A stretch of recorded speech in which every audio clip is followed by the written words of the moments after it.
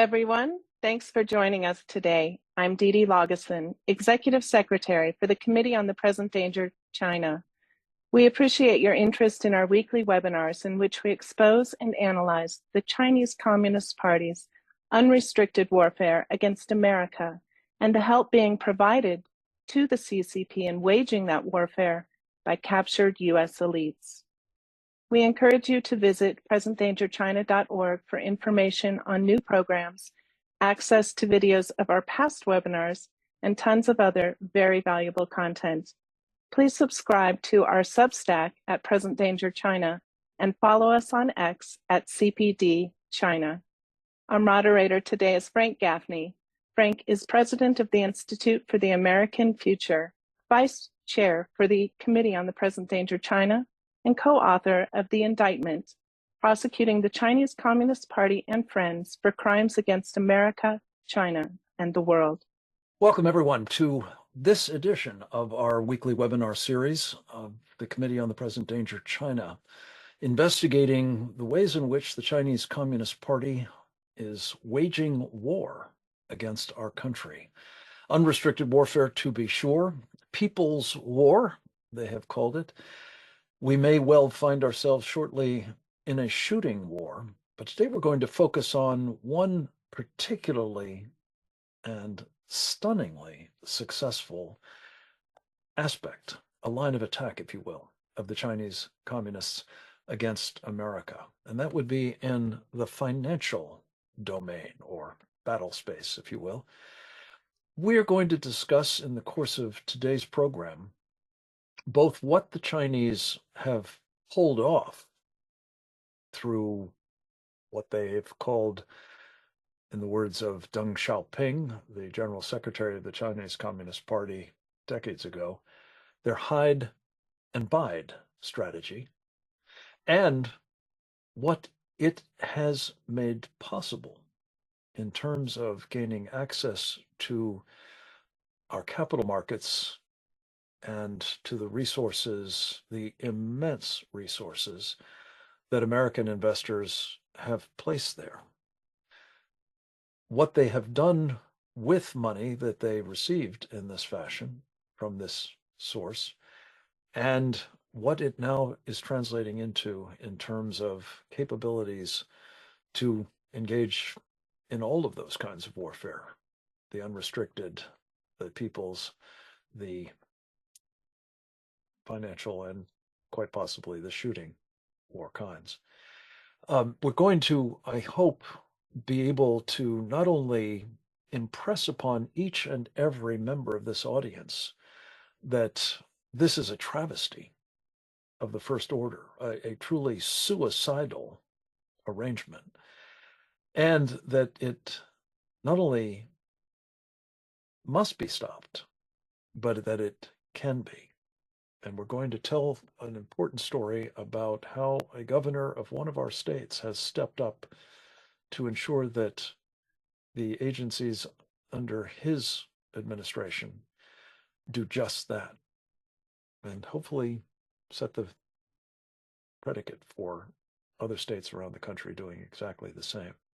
We're also going to talk about an option that is available to some who can't quite bring themselves to cease doing business with China writ large, to ensure that they are not at least contributing directly to the threats posed to us and to the people of China themselves by the Chinese Communist Party. A very full agenda and some extraordinarily impressive presenters, as is generally the case. We're going to begin with one who is well known to this audience. In fact, he's contributes to almost all of the programs, I think it's fair to say. His name is Colonel Grant Newsom, United States Marine Corps retired. In addition to his service in uniform, he also was a member of the Foreign Service of the United States, a defense attaché in the embassy in Tokyo, a businessman in the Far East, and most recently the author of When China Attacks, a Warning to America. Colonel Newsom participated in our television program Securing America recently, and with his permission, we have extracted a clip from his very important remarks there to introduce what I think of as the original sin, how we came to be underwriting massively the greatest enemy this nation has ever faced. We'll go to the video with Colonel Nusha now. In May of 2013, a memorandum of understanding that Joe Biden helped engineer through the U.S. government was signed by Communist China and U.S. officials that essentially gave the Chinese Communist Party's companies access to our capital markets on extremely preferential basis. They essentially didn't have to pay any attention to our rules and regulations on things like, oh, I don't know, accounting and risk and governance and all of these things that are supposed to protect investors. Colonel, you have been very concerned, as have I, as to what flowed from all of that, which by some estimates has been something like $5 to $6 trillion from the accounts of often unwitting American investors and pension funds and the like into those Chinese Communist Party companies, including some working directly with the People's Liberation Army. Could you give us the assessment of a man with your background, especially in business, of what has flowed from all of that and whether that is in fact criminal in nature? Well, what's flowed from it is a People's Republic of China that has an economy that can really hurt us. It's obviously immensely powerful. Chinese military that if they chose their spots in the right occasion, they could probably defeat us. That's all flowed out of this. There's been other things, of course, but this is something that just supercharged it. If you think about it, and if it's over a decade now, but if you followed it from the beginning, you could see what was happening. You could only be horrified at what this was. The Chinese, have a currency that is worth about as much as Confederate money or the script you would use at a high school fair, and they needed more of real money, which is dollars. So the Americans said, yes, you can come to America, you can go onto our capital markets, you can raise all the foreign exchange you want, and we'll let you do it. And in exchange for some rather dubious products, as it happens, Colonel. And that's what I was getting to. And in exchange for, and to do this, you don't have to provide any honest, accurate information about the product you are selling, the company that you're listing, that Americans can gauge the risk on. They just should have let the mafia come in and said, well, put in any company you want and we'll give you all the money you want. It was about that simple. And it gives you a sense of just how corrupt America's ruling class was at this time. This is one of the things that just is mind-boggling, and it was the thoroughgoing corruption of America's financial elites, too much of Capitol Hill, that allowed this to happen, and it was a bipartisan accomplishment. The people behind it at the SEC, there's just nothing good you can say. Just you look back on this, and these people are funding the killing of young Americans and probably more of it. When you look at the extent of this buildup, particularly as a military man, you're properly focused on what they have been doing to give themselves power projection capabilities, including ones that will be used against us. You've also been very concerned in your book, When China Attacks, about Taiwan. And this is an example, isn't it? A microcosmic example of the fundamental transformation, to use Obama's term, of Chinese military power before 2013 and now, is it not? In terms of capability against Taiwan. Mm-hmm. Oh, yeah. It's just the Chinese capability has gotten better and better and better. And even in 2013, it was a lot better than people gave it credit for. But now it's much, much better. And they have the hardware, the intelligence, and the experience, really, which you get from decent training and the confidence which comes with that to think that they might have a shot at taking Taiwan. And we still have not cut off that flow of convertible currency from the United States. Thank you very much, Colonel Newsom. As always, your perspective on these matters from your past experiences and your current vantage point in Japan is most appreciated. We're going to drill down a bit further on what the Chinese Communist Party has been able to obtain as a result of this immense transfer of money. In terms of military capabilities in particular, again, against the backdrop of the possibility that we will find ourselves embroiled shortly, perhaps, in a shooting war with the Chinese communists. And the irony, the outrage, again, of having equipment, weapons, bombs, and other war material that might be used to kill Americans made possible, financed by Americans, is the focus of comments being made next by another contributor to many of these webinars, as well as another member of our Committee on the Present Danger China, as well as another guest on our television show, Securing America. You can follow that, by the way, at Real America's Voice and at Substack. We call it securingamerica.substack.com. I encourage you all to see all the shows there. Our guest is Colonel Grant Newsom's colleague and former comrade in arms, Captain James Fennell, United States Navy retired, the former Chief of Intelligence for the U.S. Pacific Fleet, career naval intelligence officer, and one of the most, I think, visionary and courageous of all of those in uniform who have warned about the gathering storm, as Winston Churchill put it, in this case arising from the U.S. financial community enabled superpower, now evident on the other side of the Pacific and mainland China. Captain Fennell, let's go to the videotape now. We've talked in the past about this practice that was enabled, really, by this memorandum of understanding I mentioned, engineered at our end, I think it's fair to say, principally by Joe Biden as vice president. Talk a little bit about the implications of our underwriting our mortal enemy, the Chinese Communist Party, and the contribution that was made to doing so by this sweetheart deal. Well, Frank, I think this MOU is really important to be examined by the incoming administration for the points that you just made. And I think from a, my perspective as me, somebody that spent my career watching the Chinese military and the Chinese Navy, what we could say is that there has been a demonstrable surge in PLA modernization and development in this last decade.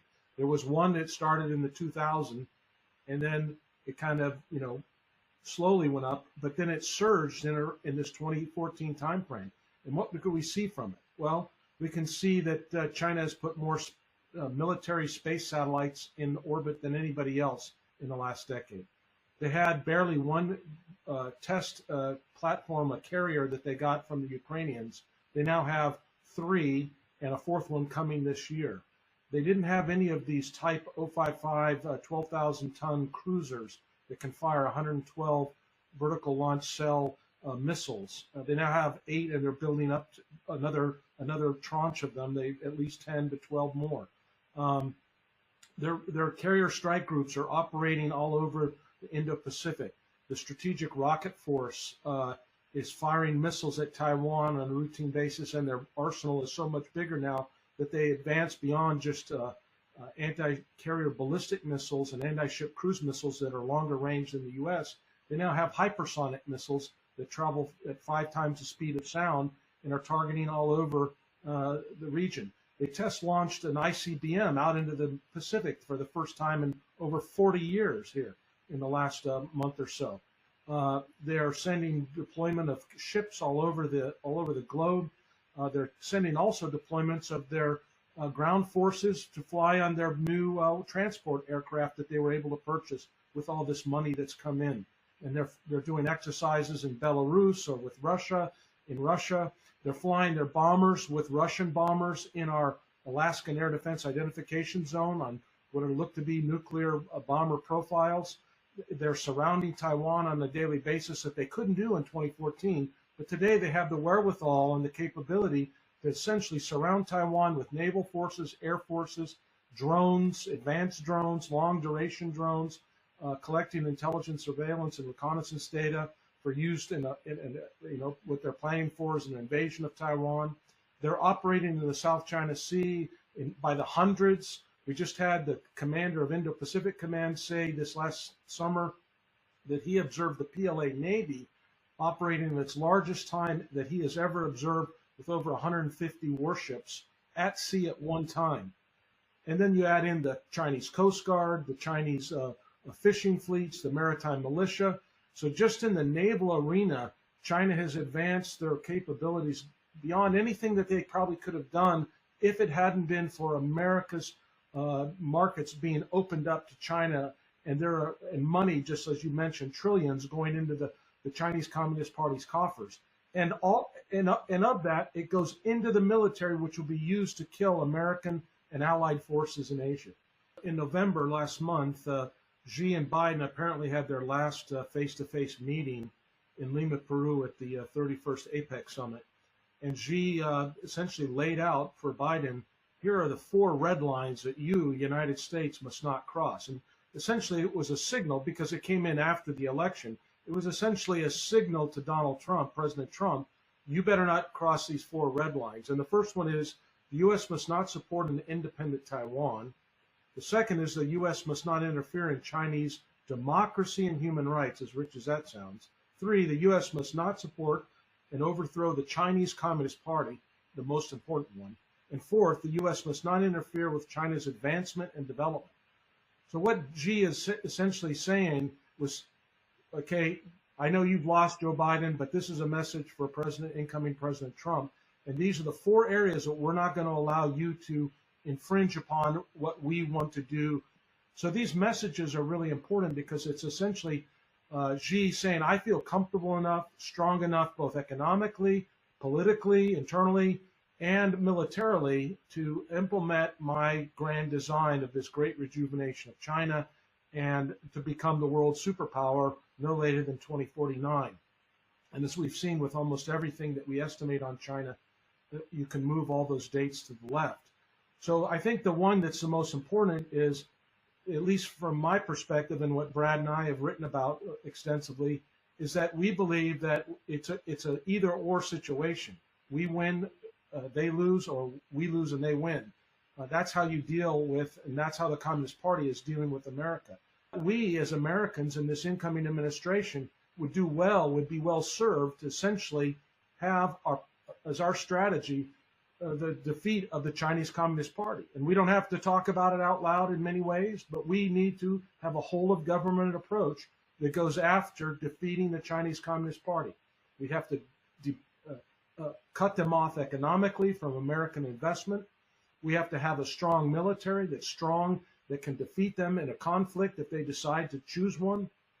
And we need to have the ability to show that our ideology of freedom and liberty and free access to markets and the things that have made America great and helped so many people around the world, that we can show that that's different and better than a centrally controlled economy and a centrally controlled government that shuts down its people, that doesn't allow them to have free association, free speech, doesn't do organ harvesting on them, doesn't prevent them from saying what they believe and having other opinions. This is what the difference is. And we have not done a very good job as Americans since the fall of the Soviet Union of explaining and articulating why what we believe in and what our ideology is of freedom and liberty is so much superior to the collective communist rule that Xi Jinping and the Chinese Communist Party promotes. And that's something that America has to get after, as well as these other kind of muscular things of building the military and having a strong dollar and those other things that others are going to work on for sure. Thank you very much, Captain.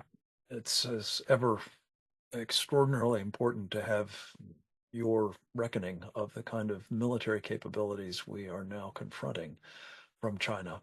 And it very nicely frames the topic of the day, which is, can we possibly stop enabling the threat we face from China?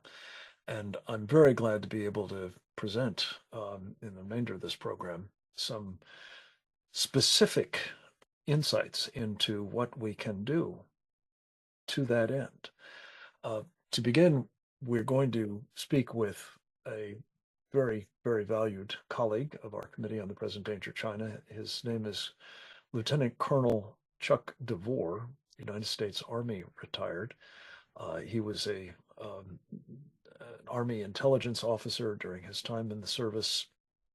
He has also been a member of the California State Assembly before he saw the handwriting on the wall and bailed out of California, as many of his fellow Californians have done, and headed to the great state of Texas, where he is these days the chief national initiatives officer of a very highly regarded think tank in Austin, Texas, the Texas Public Policy Foundation.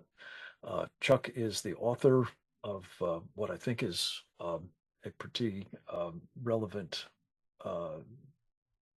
product, the Texas Model, Prosperity in the Lone Star State and Lessons for America, and also very relevant to today's topic, a book entitled China Attacks. Colonel, it is great to have you with us to talk a bit about what has just gone down in your great state of Texas at the initiative of your governor, Greg Abbott, and a little bit more on its implications, not just for the people of Texas, but hopefully for our country at large. Welcome, sir. Thank you, Frank. And yes, Governor Abbott has been pretty busy on a number of fronts regarding the threat from the People's Republic of China. He signed a few executive orders just in the last few weeks that take on various aspects of the threat from China. In one executive order signed, let's see, on the 19th of November, he directed the state to harden itself against Chinese attempts to leverage any sort of infrastructure, including physical and electronic infrastructure, to try to surveil Texans or to damage any sort of physical assets in Texas. He also issued an order authorizing for the arrest of any Chinese agents that were found to be harassing or attempting to extradite Chinese dissidents and taking them back illegally back to the People's Republic of China. So that's a pretty significant escalation to actually direct agencies like the Texas Rangers to actively seek to arrest Chinese officials who are trying to essentially kidnap either naturalized citizens or people who are here on green cards or student visas.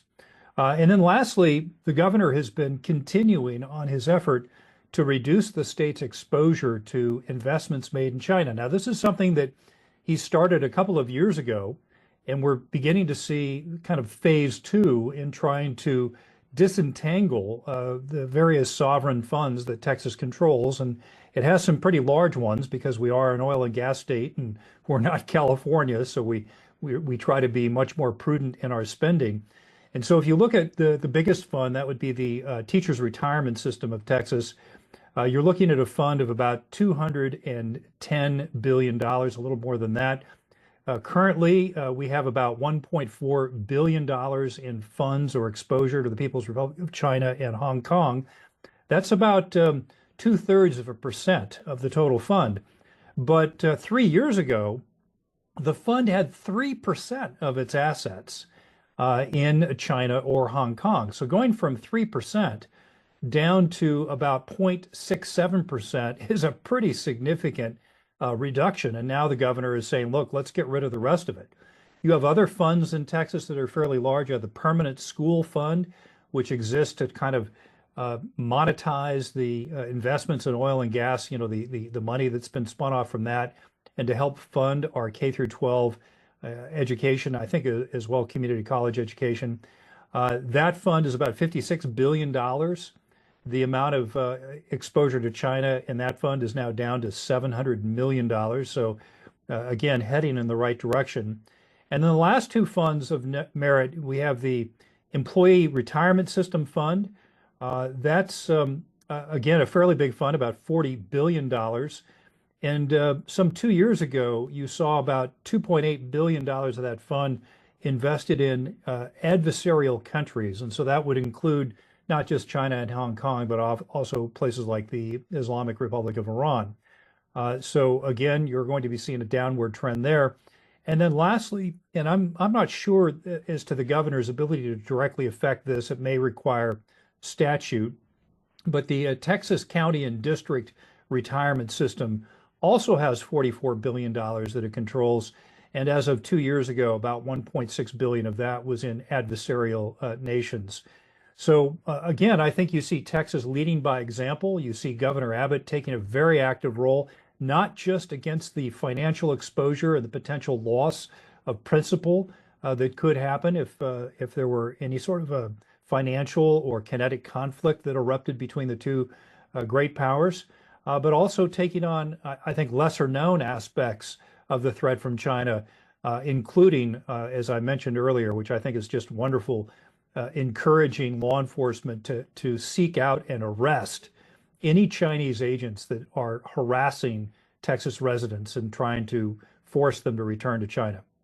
Chuck, thank you. That's a wealth of data about the magnitude of the exposure that previously was had and still in some cases has today in Texas, and why the governor's action to direct state agencies not to invest any further in China, and to the extent that they have already done so, to get out of those positions at the earliest, I think at the first opportunity is his exact wording. A man who has helped essentially bring this public policy challenge, this threat, actually, to put a fine point on it, to our country, to the attention of policymakers, the media, the financial sector, especially, and international counterparts, is our next presenter. We're always delighted to have Roger Robinson here. He has been at the forefront of not only this issue, but so much of the work our Committee on the Present Danger China has done over the 5.5 or so years we've been in business.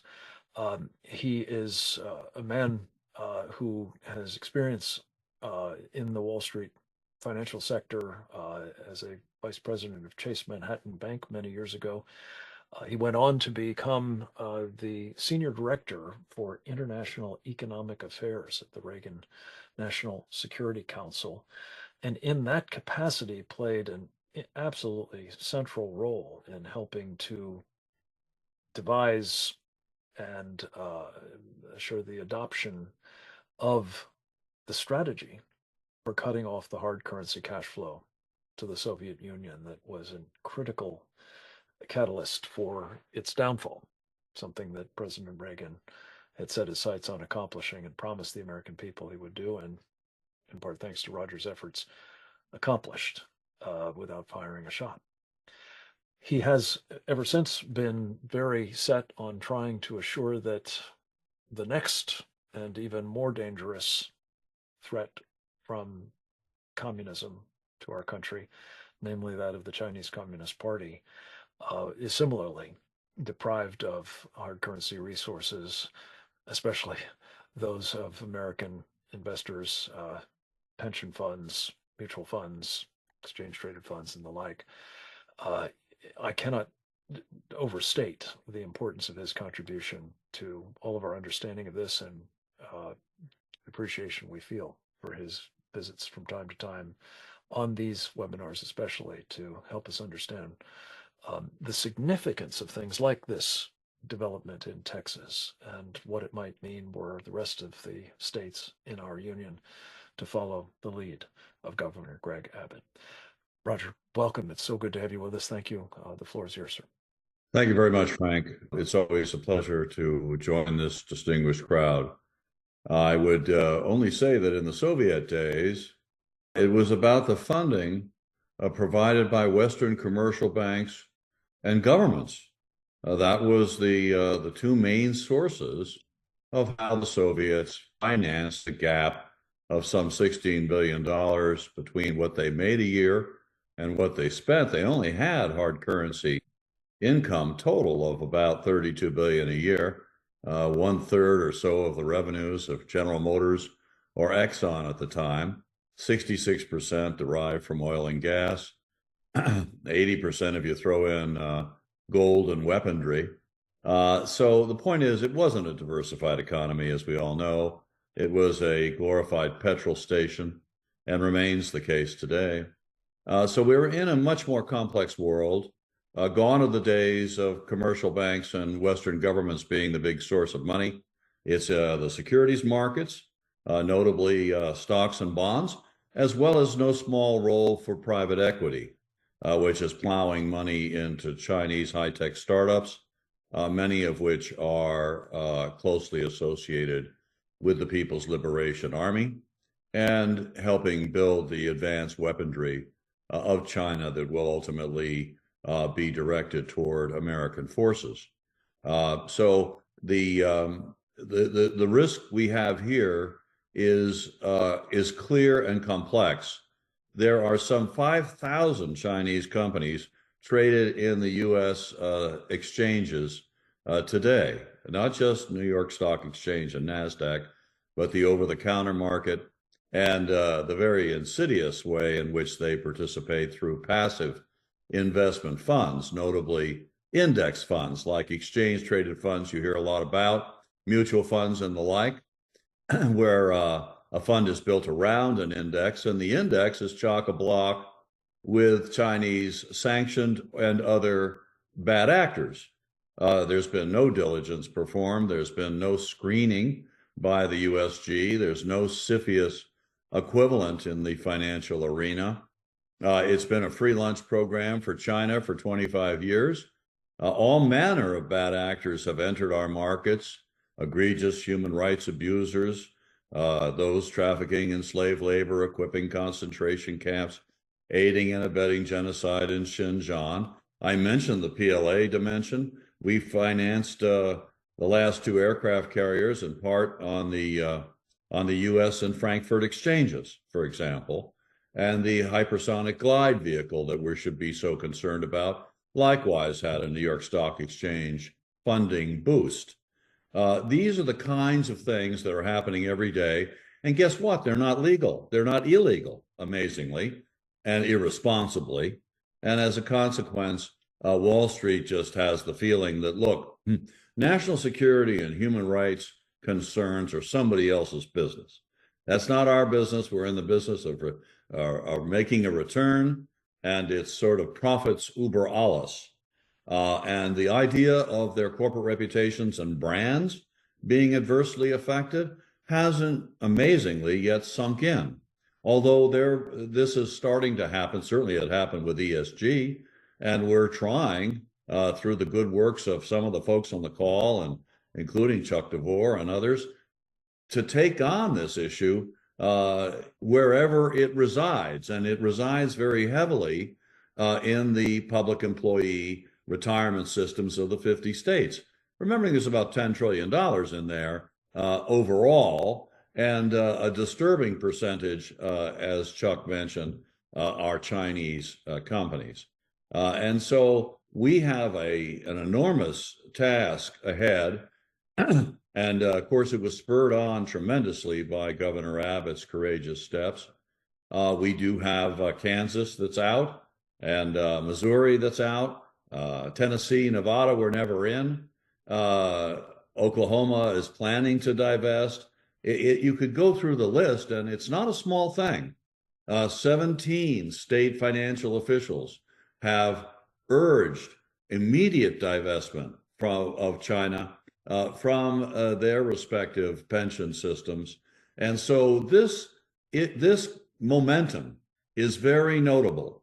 and very important. And not to mention the state-sponsored university endowments. Every college endowment, including very liberal institutions, the Ivy Leagues, Berkeley, others, are holding all manner of egregious human rights and national security abusers. That's not an opinion. That's an empirical fact. And BlackRock and Vanguard and State Street are the primary players responsible for the adulteration of passive investments in the United States, littered with bad actor Chinese companies. They don't give a damn.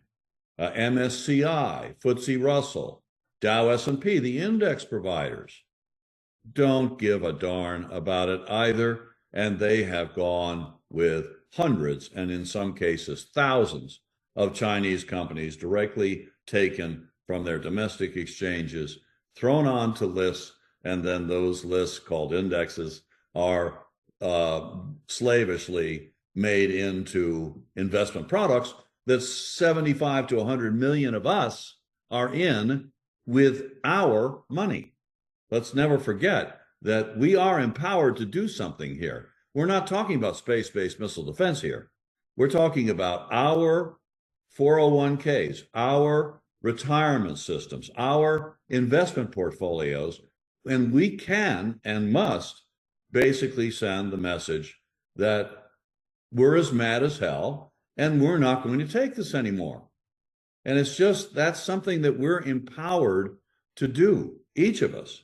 And believe me, I hate to say it, but when you take a hard look, or even not a hard look, you're going to find that you yourself are aiding and abetting some of the most most unpalatable and outrageous abuses that are taking place in China against its own people, and very much directed toward us and our allies. So I can only say that it is with great respect that I watch the states finally coming alive on this, the folks that have been assiduously working state by state to bring legislation to the forefront, the governors, the lieutenant governors, state treasurers, attorney generals, who are stepping up and saying, no, we're not going to do that. BlackRock, Vanguard are fiduciarily malfeasant. These are black boxes. They can't pass the smell test on even standard market terms and conditions. There's no corporate governance. There's no material risk disclosure. There's no minority rights. It is just a casino in a black box.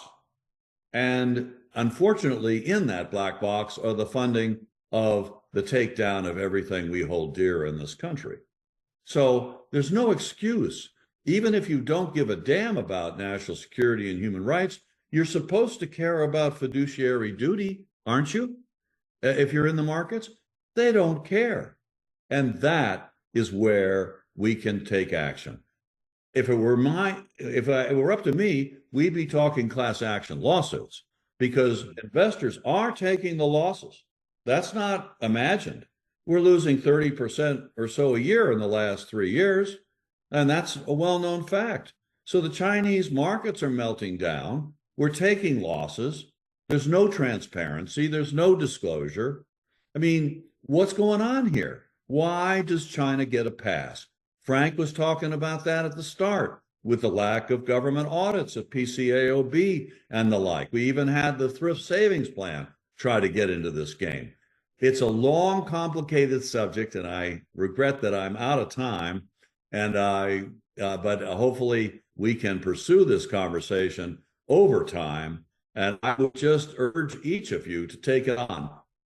It is, ladies and gentlemen, about the money. It was in terms of the Soviet takedown. It will be in the case of the demise of the Chinese Communist Party and the People's Liberation Army. This is the unspoken hub of U.S.-China relations, and China's greatest vulnerability, one of our greatest strengths. Remember, we have 66% of the world's investable capital. Our capital markets are roughly the size of the rest of the world's combined. We have the world's reserve currency. Their currency is not even convertible.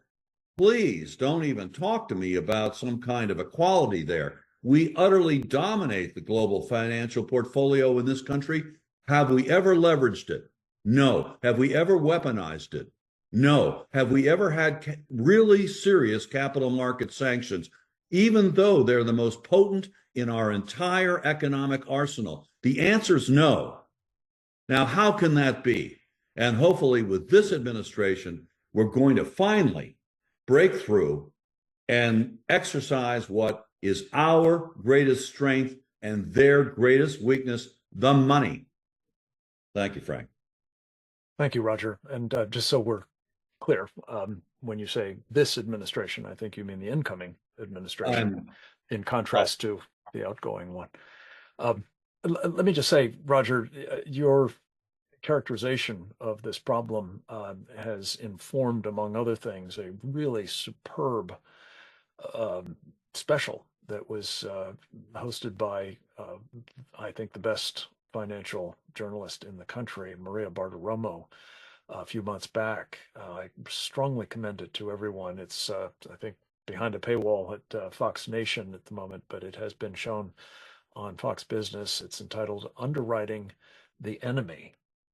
And I'm hearing rumors that there might be a sequel to it, which would be very much needed and desirable as this new administration does come to the fore and hopefully starts making the sorts of corrective actions that we at the Committee on the Present Danger China have been arguing for from the get-go.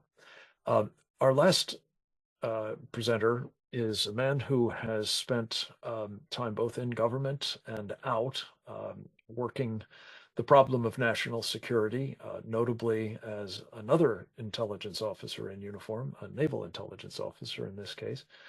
His name is Justin Bernier. He has gone on to be a professional staff member of the House Armed Services Committee. He is also a man who has run for Congress and been a private equity wealth management executive at JP Morgan, all of which has informed the work he is about at the moment, and that involves the National Security Index that he established almost 3 years ago now, and National Security Emerging Market Index Exchange Traded Fund that is celebrating just about now its first anniversary on NASDAQ. We asked Justin to join us because what his National Security Index and related fund do is something that is not on offer elsewhere at this point. There are some funds on Wall Street that are what are known as ex-China or ex-China, ex-Hong Kong, that take you out of the China market altogether if you're in the exchange, the emerging market business, that is. And on the other hand, there are many, as Justin will talk about, funds that are all in China, the very bad actors as well as others that are a bit more benign. What Justin's firm does, and I'm happy to be, full disclosure, supporting actively this effort, is offer an alternative between the two.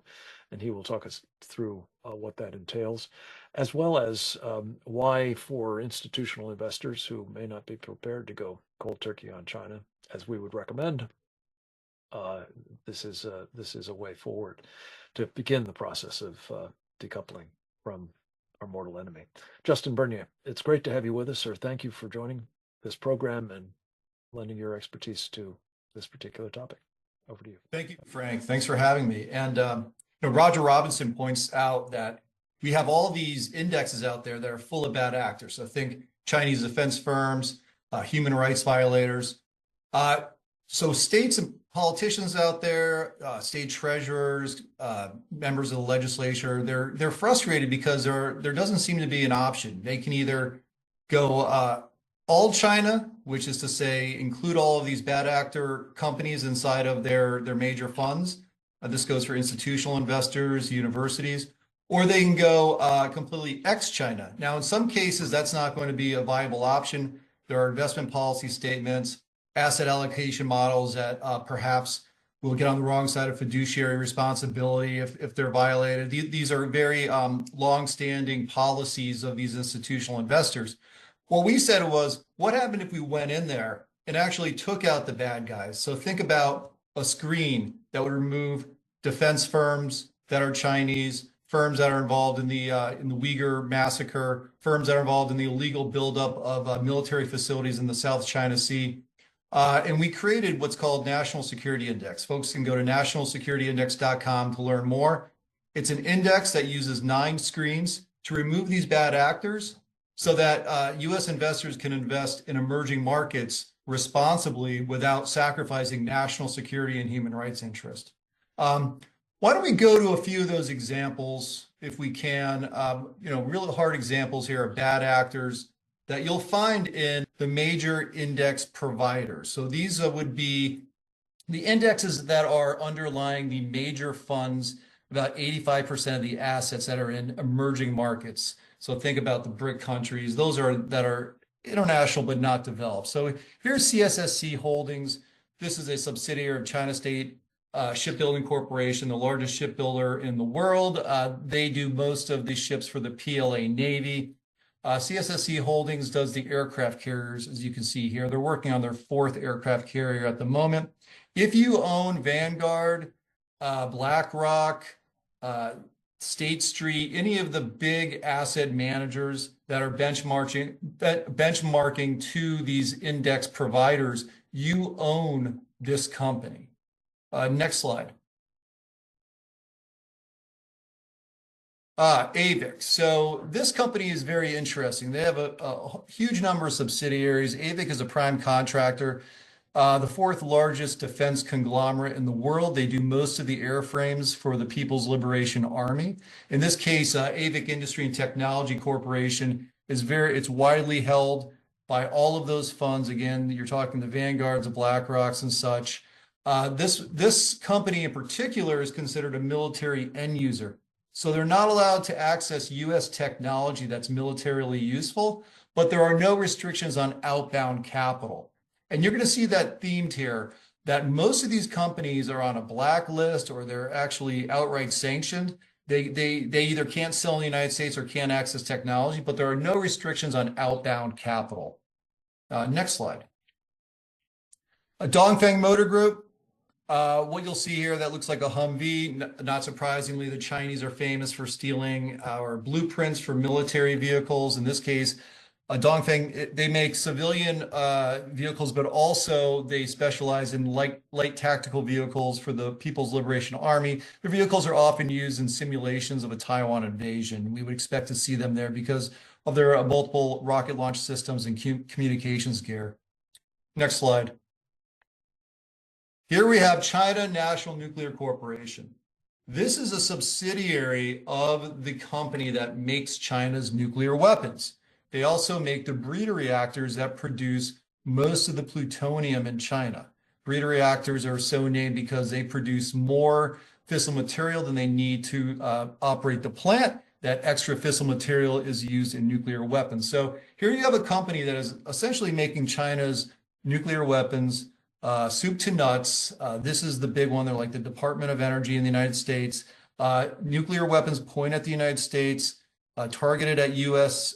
forces. They are made by this company. And if you own many of the investment products out there, you will own this company.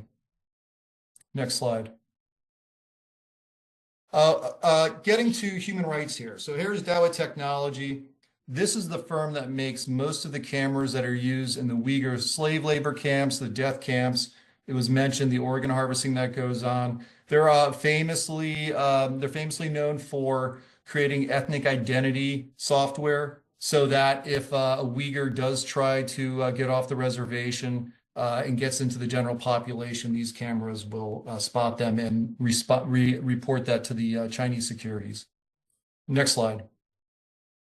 Here's ZTE. Like Dawa, they are not allowed to operate in the United States. So here you have two companies, Dawa and ZTE, which is basically the publicly traded version of Huawei. These are military companies started by PLA generals.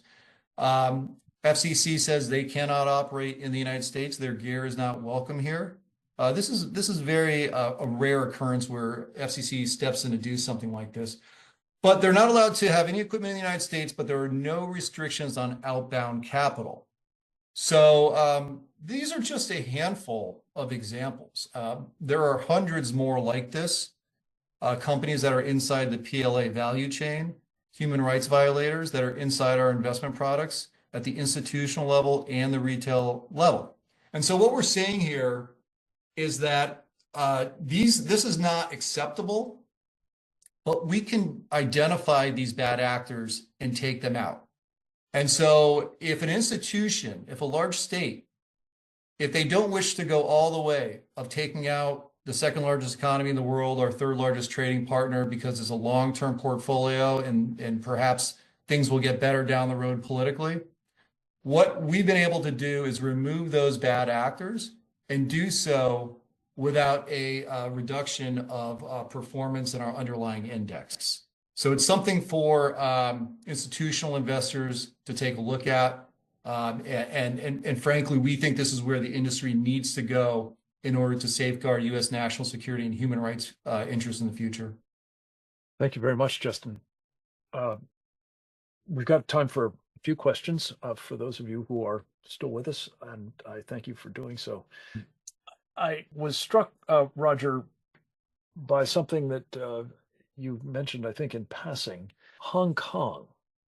There has been, it seems, a deliberate effort on the part of the Chinese to promote the idea that Hong Kong is still what it once was, a pretty independent financial center. Is that the case today? And if it is not, is it enough for Governor Abbott and the other states you've mentioned to be talking about getting out of China, ex-China as it were, options? Or must they make sure that they're also getting out of Hong Kong as well? I think that there's no question about that. For those that really want a purist approach, and I certainly understand very well what Justin's talking about and the constraints that some institutional investors have in going the full Monty, so to speak. But I can tell you, for those of us that are focused singularly on the threat and don't have to worry about a balanced portfolio, you got to be ex-China, ex-Hong Kong. Hong Kong is gone as some kind of middle diplomat here, as a financial hub. It is another Chinese city, nothing more, nothing less. They have smashed to smithereens the rights of the Hong Kongers. You got 7 million hostages there that can't make a peep anymore, that are under the jackboot of a totalitarian police state. Of course, China wants to continue to promote the image of a differentiated Hong Kong because the technology flows, the money flows. Everybody thinks they feel better about Hong Kong than going into China itself. And they actually try to sell this fraud in this late stage, when it's obvious to everybody that pays attention to this portfolio that Hong Kong is, again, lost any kind of independence as a financial center. So that would be my response, Frank, that you really do have to get out of Hong Kong. We saw it in the thrift savings plan when the index provider involved, MSCI, tried to, play this exact game. They'll take you out of the mainland after 3 years of blood on the floor pressure, and then keep 32 Hong Kong companies in the portfolio, and then claim that they're all copacetic. Yeah. I mean, this is the kind of game that's played every day. I've written a couple of articles about just how incredibly bogus the ESG ratings are developed by MSCI. I looked at a company in Texas that produces frac sand for America's very clean oil and gas industry and looked at its environmental, social, and corporate governance ratings. And then I compared it to three Chinese-based companies in the energy space. Two of them wholly owned subsidiaries of state-owned enterprises, one that had coal mines, the other was a natural gas distributor. The third country was a solar panel manufacturer that literally had slave labor in its supply chain. Every single one of those firms had higher social scores than the American company. Every single one of those firms had higher environmental scores than the American company. And they only failed slightly in the corporate governance because, of course, there is no such thing as a legitimate, fair, independent audit in China. And of course, there's also no rule of law in China. So your entire investment could be wiped out overnight at the whim of the Chinese Communist Party. I did a follow-up article, Frank, about a year later after I did my first research and found that the coal company that I looked into, I think had filed for bankruptcy. So much for corporate governance, right?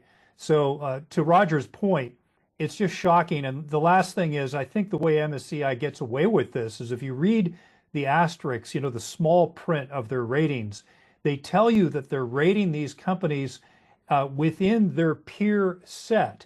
So I think that's their way of kind of escaping and saying, well, the ESG ratings for Chinese companies are really relative to other Chinese companies, not the global investment waterfront. Thank you, Chuck. Justin, one of the questions that occurs frequently, I suppose, with screens like you're talking about is the lengths the Chinese go to simply rebrand companies or to spin off subsidiaries. And this is a particular concern, I guess, when some of the motherships, if you will, are identified or sanctioned by the United States government as entity list, the State Department, Defense Department list, such as they are. In other words, companies that you're not supposed to be doing business with if you're an American citizen. Could you talk about how big a problem all of that is and how much that bears on this issue of the memorandum of understanding and the lack of transparency that it essentially legitimated? Yes, Frank. There's only 39 publicly traded Chinese companies that are off limits to U.S. investors 100%. But as you point out, they'll do spinoffs, they'll do corporate actions that allow them to collect U.S. capital through subsidiary countries. What we do is we go into that corporate chain and we rip all of those companies out. So, they can hide from a lot of folks that aren't paying attention, but we're going all the way up and down, taking out the affiliates. So whether they are the parent company or the subsidiaries, or in many cases, companies that are doing so much business with them as a supplier or as a consumer of the products, that it's very clear that there's a tie, or you have corporate leaders that are in both companies, and it's very obvious that it is the same company. So there's ways to do this that, at the end of the day, not every Chinese company is a threat to U.S. national security and human rights. I mean, if you have a dairy company in China, that is really not a security threat. I think we can draw the line there. There's clothing companies, there's insurance companies. I mean, they've got a civilian economy. Now, I understand that the CCP is omnipresent in China, but not every company wants to play ball with the Chinese Communist Party and the PLA. And so I think if we really radiate those companies that are part of the problem, and we give the ones that are not, we put them in a separate category. Long term, I think that's really good for U.S. policy, U.S. strategy, because we're going to create friction between those two bodies, between those two camps. And I think long term, it's the companies that don't have a national security problem that are going to be the ones pushing hardest against the CCP leadership because they do not want to be in that irradiated category of military end users and human rights violators.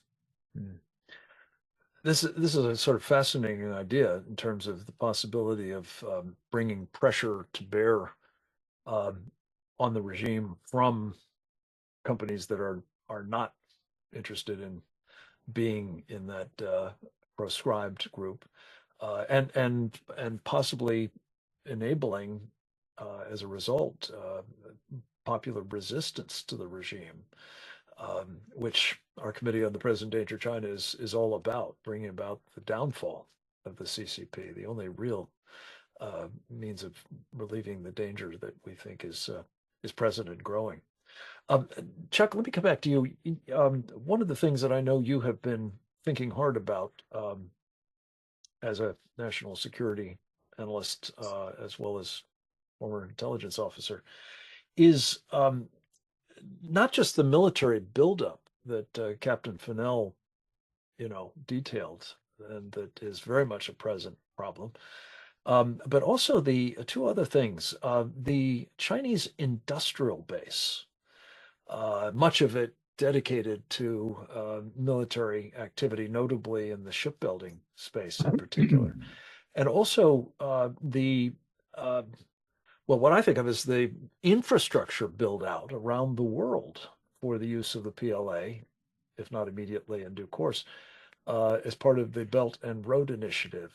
Is it fair to say that some of the money that we've been talking about that's come out of American, pension funds and so on, is making all of that possible as well as this military expansion?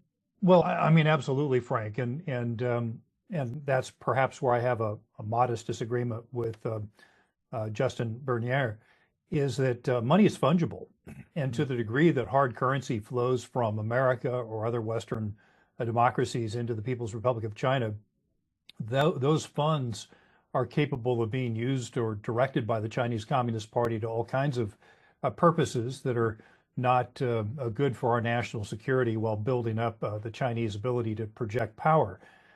When you look at what China is doing around the world, especially with their blue water navy that they're developing and the bases at various choke points around the world that they're creating, they're clearly working, certainly at the strategic level, to supplant or eventually replace the U.S. as its major role in being the enforcer of international trade and the ability to have sea lines of control, sea lines of communication, to use those for international trade and shipment.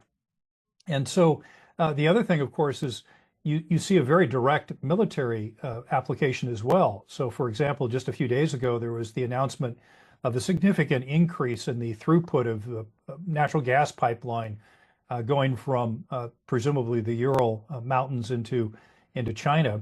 I calculated that it would be able to provide, I think, if I remember correctly, about 7% of China's current natural gas consumption. And of course, that's important because that's just one more step that allows China to potentially be more resilient from an energy standpoint to what would likely be a cutoff of energy through the Strait of Malacca in the early stages of any major conflict with America and Japan and other allies over, let's say, Taiwan. And so again, the money to expand that pipeline certainly didn't come from Putin's Russia. That was a Chinese project. And I think, Frank, you're also seeing that with the significant effort that China is making to electrify its transportation sector, essentially more so in China than here in America. Vehicles in China that are electric are essentially coal-fired vehicles. And again, if you run that vehicle off of coal, that's just that much less crude oil or refined product that you have to somehow ship into China. Right. Justin, do you want to respond to that? One thing we have to think about is a complete cutoff of China possible at this moment? It is true that when you buy Chinese stocks, that in a sense you are investing in a company there, although that money has already been transferred. But are we going to cut off every single export from China to the United States? Because it can be argued that revenue to those companies is real-time money today, which is even more valuable than capital that was transferred some years ago. We'd all like to think, and we all do our best, I do anyhow, to not buy Chinese goods when I can. They seem to get in the house somehow, though. They're constantly coming in, and if you look close enough at where something's made, somewhere in that value chain, you're going to find a Chinese manufacturer, perhaps, and hopefully the incoming administration is going to put more tariffs on to reduce that. But we have to, I think, be a little bit measured in the sense that if we're not going to have a complete 100% economic turnoff with China, if that's not possible, the next best thing is to really curate what goes over there and what's allowed to come in. And I do think we need to be a lot tougher. Yeah. Thank you. Roger, one of the things that you brought to light is that in addition to these companies that are on our capital markets, registered as so on, a relatively small number of them, there are, I think you said 5,000 total, 4,000 of some of whom are so-called A shares. Would you talk about what those are and what they represent in this problem set that we're talking about? Well, Frank, last time I checked, there were, just to go through just some quick numbers, there were about 260 Chinese companies listed on the New York Stock Exchange and NASDAQ. I'm a little bit dated in my statistics because we generated this some time ago, but there were 900 Chinese companies or so in the over-the-counter market, which has never really seen the light of day. Nobody even thinks about the OTC markets, yet the Chinese know that and have secreted themselves into that marketplace. And then the rest, you have 4,000 or so, as you mentioned, A-share companies. These are companies that are only listed on domestic Chinese exchanges. They tend to be political military problems. You can imagine that the Chinese didn't really envision them being ready for prime time. They've never seen any SEC regulation whatsoever. There's no oversight, there's no screening, there's no diligence, and certainly there's no market standards being observed. And so what happens is, as I said, amazingly, through a loophole, index providers like MSCI, FTSE Russell, Dow, S&P are able to load up on these companies. In Vanguard's case, 2,100 of them, and basically put them on a list. And then BlackRock, Vanguard, State Street, as I said, slavishly and without differentiation and without weeding out and vetting, transformed that list into an investment product, primarily an exchange-traded fund. And out it goes to us. We're put into those funds, and all of a sudden, voila, we're holding all kinds of Chinese bad actors that have never seen the regulatory light of day. And it's one of the great gambits of China. In fact, the CCP has basically said to BlackRock, Goldman, Vanguard, look, if you'll build a market for us in A shares in the United States, multiplying many times the footprint of China in our capital markets to collect money, we will give you access to over 100,000 branches of banks. By the way, securities, wealth management products, and so forth in China are purchased through banks. It's not like here. And so you can have a bank with 114,000 branches, as the case in BlackRock's joint venture, and all of a sudden, you're everywhere in China in one fell swoop. In the case of Vanguard, they're on the Alipay platform. It's 1 billion Chinese there. And that's the holy grail for these asset managers, except one problem. The CCP is not doing this for free. They're saying, build us the A shares market. And luckily, Rick Scott, Senator, Florida, and others have introduced legislation to outlaw, ban Americans from holding A-share companies, which again are black boxes and replete with bad actors of every sort, both national security and human rights. I think I'd put this possibly final question to all of you. One of the things that is operating here, and we talk about it a lot on these programs, it was the sort of focus of the book that Didi Laugesen and I wrote. We called it The Indictment, is the phenomenon the Chinese call elite capture, and specifically the role that, as we put it in the subtitle of the book, prosecuting the Chinese Communist Party and friends for crimes against America, China, and the world. It calls attention to the fact that the Chinese are, as you say, Roger, not doing this on their own.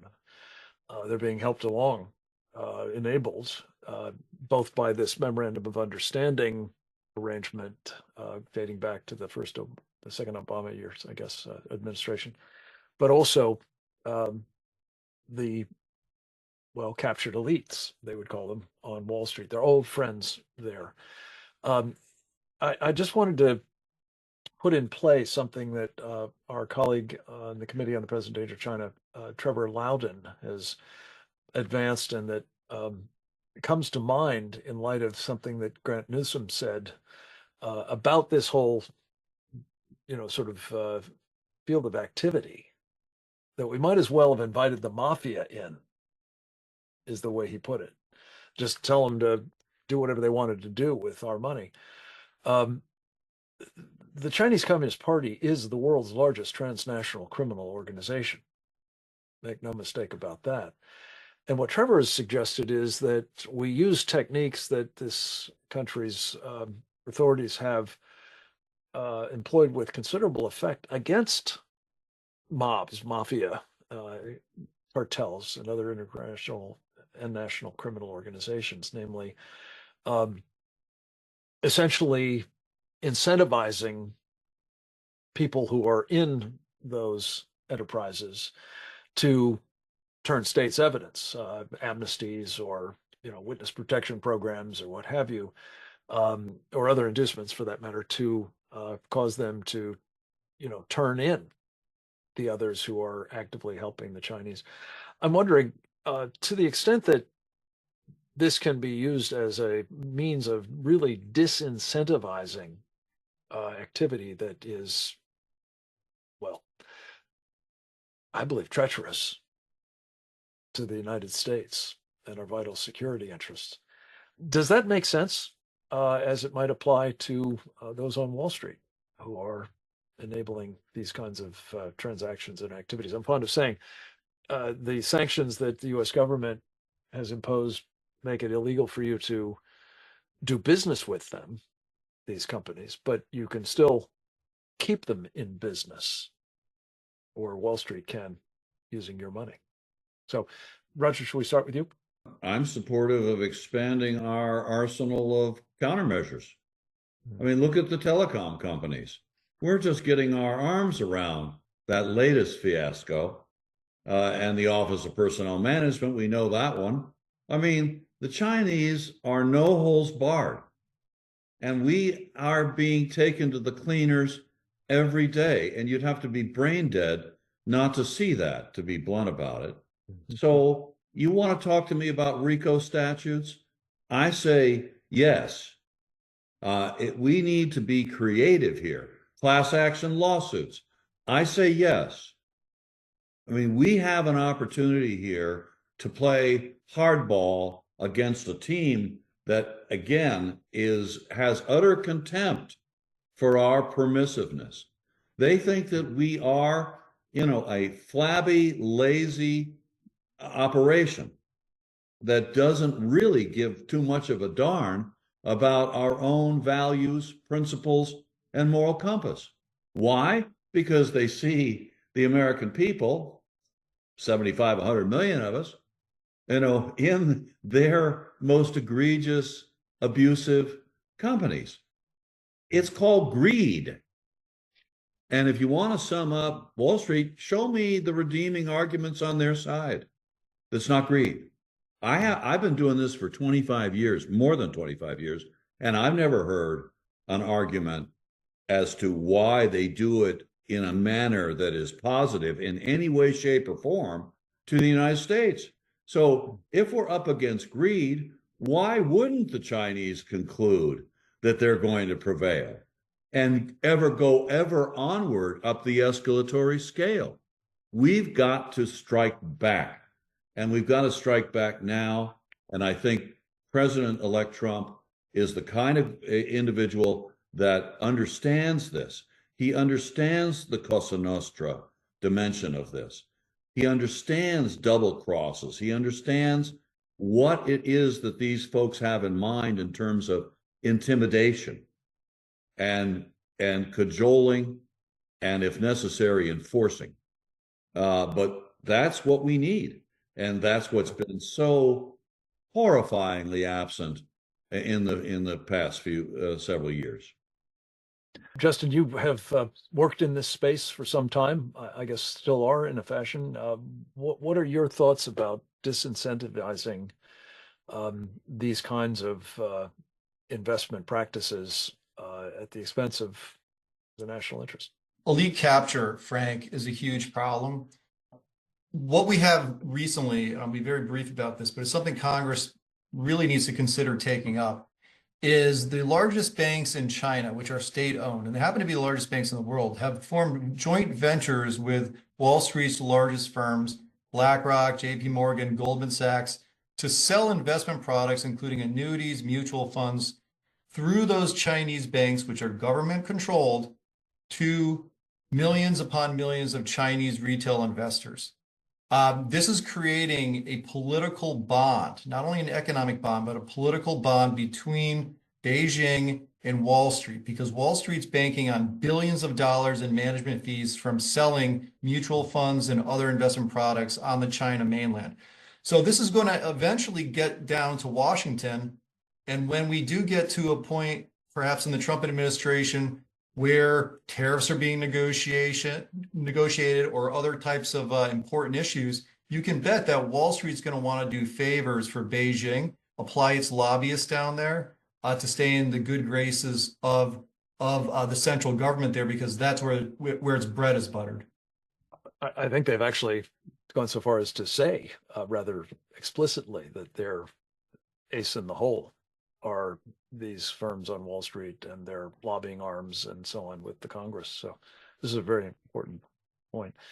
Chuck, you of course are looking at all of this as a national initiatives officer at the Texas Public Policy Foundation, but also as a former state legislator, as well as one very close to the current state government of Texas.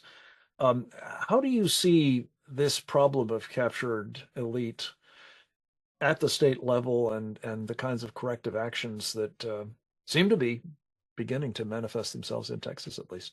Well, I certainly think that you need to use some of the existing tools that we have to just go straight at them. And by that, I would commend people to look at the fact that in China, just over the last year or so, the Chinese Communist Party has essentially outlawed independent auditing of Chinese corporations, deeming these audits to be somehow national security risks. Mm-hmm. And so I would ask, from a fiduciary standpoint, which Roger Robinson had mentioned a couple of times previously, how can you have any assurance whatsoever that your investment in China is what you think it is?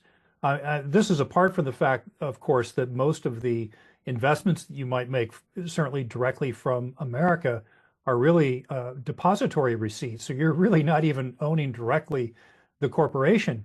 But you add to that the fact that there are no real audits anymore in China.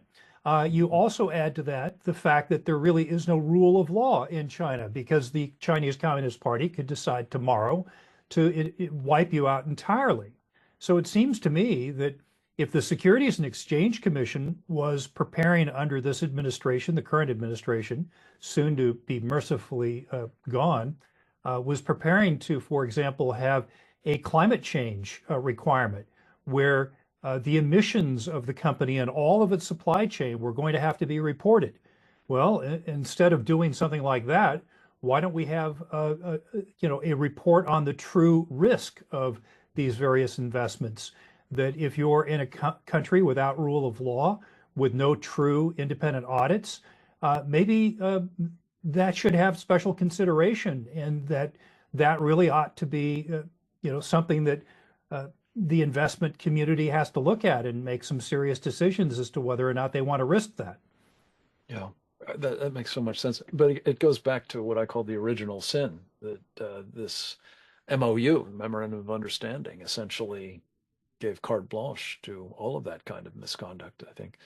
And again, to Roger and Justin, this idea that you don't actually own shares of a company in China.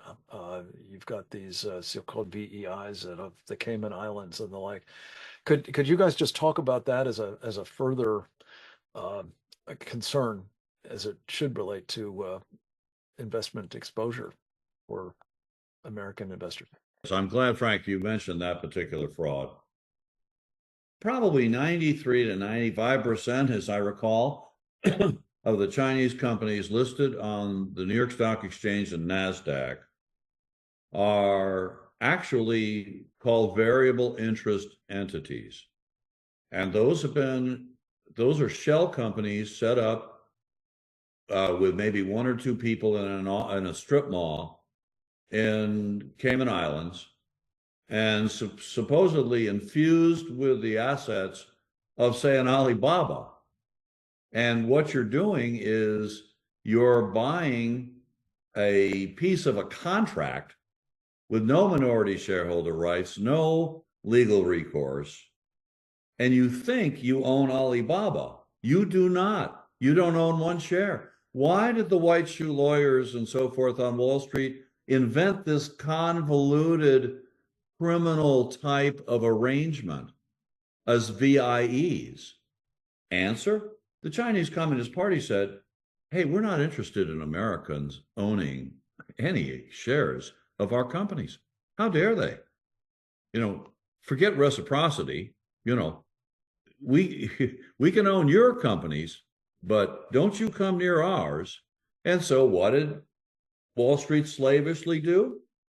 They created this ridiculous gambit that SEC has been fine with all of these years.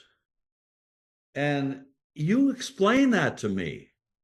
I mean, this is either conflict, this is corruption, by any other name.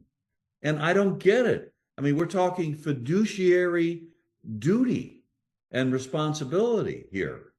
We're putting aside, as I said, national security and human rights, and just trying to understand, where does the financial community get off and U.S. regulators get off trying to pull this on the American people?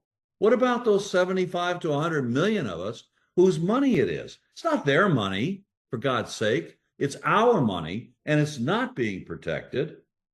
And it's going in the direction of funding the demise of everything we hold dear in our country, our families, etc. And that's why this is such an outrage, in the trillions with a T of dollars. And you show me a bigger financial scandal in world history than trillions of dollars moving from a democracy into a totalitarian police state bent on its destruction, aided and abetted by its own Wall Street firms and conflicted U.S. government regulators. You'd have to get up pretty early in the morning to do that. Did we fund the Nazi war machine in the 60s? In the 1930s, and particularly the late 30s, were we buying Germany's sovereign bonds? Were we absolutely greedily snapping up Krupp and AG Farben and all of those companies that made things like Zyklon B, the poison gas for the death camps? You bet we were. We were responsible for helping underwrite the most horrific abuses known to man. My question is, why are we here again? A related problem to this, Frank, is that a lot of times in bad actor companies, there will be two types of shares issued in stock. One share that has voting rights, one that doesn't. And which ones do you think gets sent to the United States? And there's also the problem of bad actors issuing debt, which could be canceled selectively by just striking those out and not having to return that principal overseas to overseas investors. So I really hope the SEC comes in and takes a serious look at this. It should be a top priority for the new administration on how to create a level playing field and candidly keep all these bad actors out going forward. Well, on that optimistic note, there is new management coming to the SEC, and it'll be very interesting to see if it is more disposed towards looking after the interests of the investors and the country more broadly than the Wall Street mavens. I want to thank each of our presenters for a fascinating program. Colonel Grant Newsom, Captain Jim Pinnell, Lieutenant Colonel Chuck DeVore, Roger Robinson, and Justin Bernier. You have each contributed tremendously to our understanding of both the underlying problem, the incredible damage that it has done to our national security by transferring immense amounts of wealth from our investors to our enemies, and some hopeful signs about things that can be done about it that are now being done by the state of Texas, and hopefully, as we just finished saying, lots of others besides at the state level and also the Securities and Exchange Commission. If that is to happen, folks, I think it is going to require help from all of you.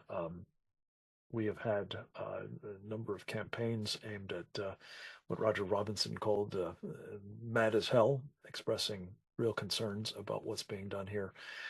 Justin Bernier's got one candidate alternative to investing in emerging markets in China willy-nilly. Our friend Kevin Freeman, another great Texan, is a man who's been mentioned in the chat room in connection with legislation that he is encouraging be adopted at the state level to enable investing in gold and silver that is transactional, issued by the states, something he calls pirate money. He's also the driving force behind a wonderful educational effort called the National Security Investment Consultants Institute, NSIC.org, I think it is, .com maybe, that is aimed at teaching fund managers, perhaps your own financial advisor, to ensure that your money is not invested in a mortal enemy. I want to simply say for myself, I've learned a tremendous amount about all of this from the people that you've just heard from. I hope you have as well, and that you will now, as I'm fond of saying, go forth and multiply, help get this word out. When this wonderful webinar posts, as it will shortly, please help get it into the right hands, including those of your elected representatives. With that, I'll turn it back over to Dee Dee with my profound thanks for her help, and Oleg Atbashian's as well. God bless you all. Thank you, Frank. And thanks to all of you for being here week to week. A video of this webinar will be posted to presentdangerchina.org within a day of the conclusion of our program. Please share this and our other programs with your elected representatives, colleagues, and other networks. For news and updates, subscribe to Substack at Present Danger China and follow us on X at CPD China. Join us again next week for another installment of our Committee on the Present Danger China webinar series on the CCP's unrestricted warfare against America and the free world, and how CCP captured elites betray the USA. Thanks for joining us today, and goodbye.